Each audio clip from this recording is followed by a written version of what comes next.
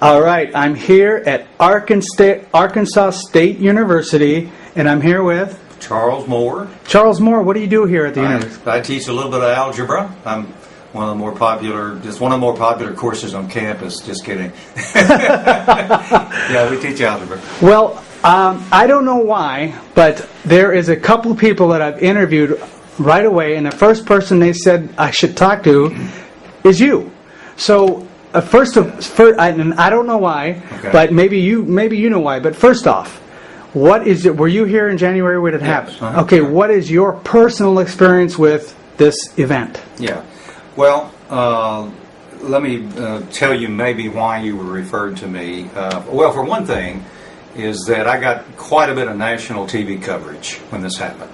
Okay, and so my name is kind of out there. It's on the internet and other places.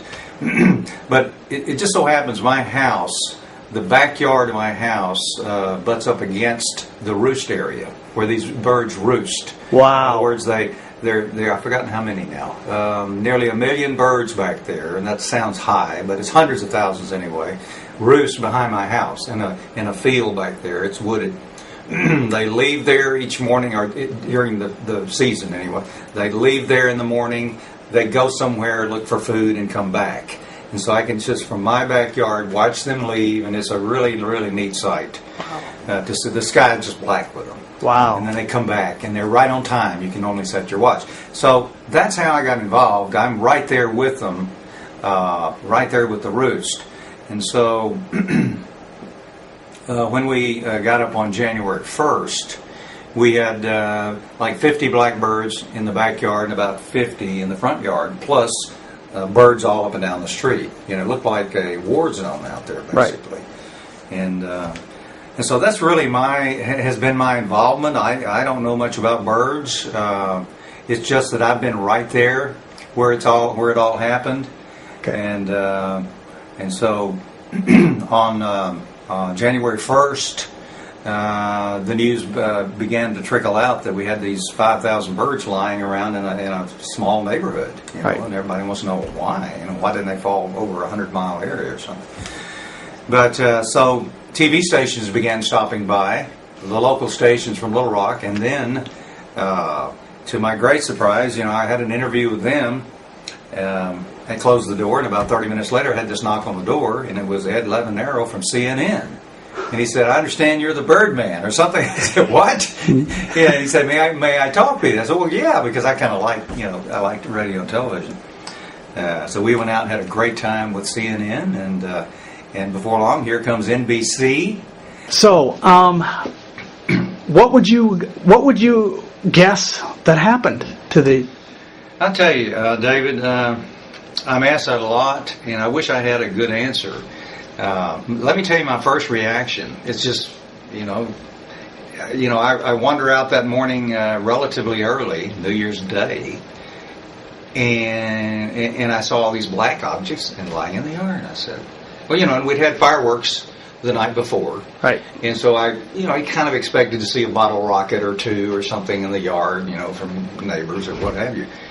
Wait a minute, those don't look like bottle rockets. First of all, there are just too many of them. So I walked out there. Those are dead birds.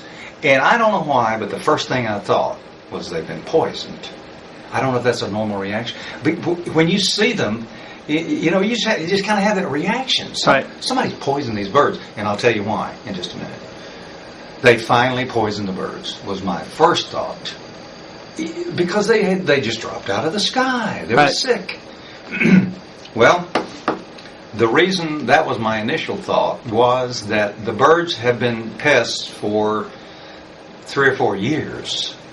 When I say pests, I mean they leave droppings all over everything. We're talking about hundreds of thousands of birds. So when they leave, it's just all over the driveway, all over the cars, everything. So here's the reasoning, and here's why I had the original thought. Somebody got tired of all that. Right.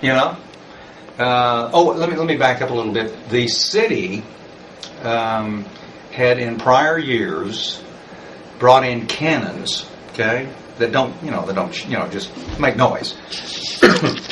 and tried to scare the birds from the roost, make them leave, and never return. Well, they didn't buy that. Yeah. Oh, yeah, big deal. And so they would, they'd scatter a little bit and then come back, and it didn't do any good.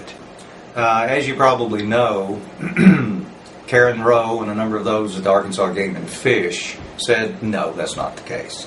And they did the necropsies, or whatever that word is, for bird autopsies.